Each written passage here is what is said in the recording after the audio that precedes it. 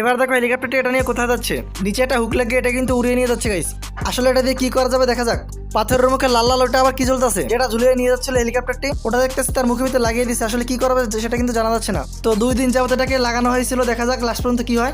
তো 2 দিন তো হয়ে গেছে, এখন সম্ভবত এটাকে উঠাবে। এই দেখছো গাইস, এটা কিন্তু টান দিয়ে উঠানো হচ্ছে এবং কিন্তু ওই লাল দাগটা কিন্তু উঠে গেছে। এত সুন্দর ভিডিওর জন্য তোমরা কিন্তু এটা লাইক করে যাবে গাইস। এবারে এই বাচ্চাটিকে দেখো গাইস, এটা হচ্ছে চায়না দেশের একটি বাচ্চা।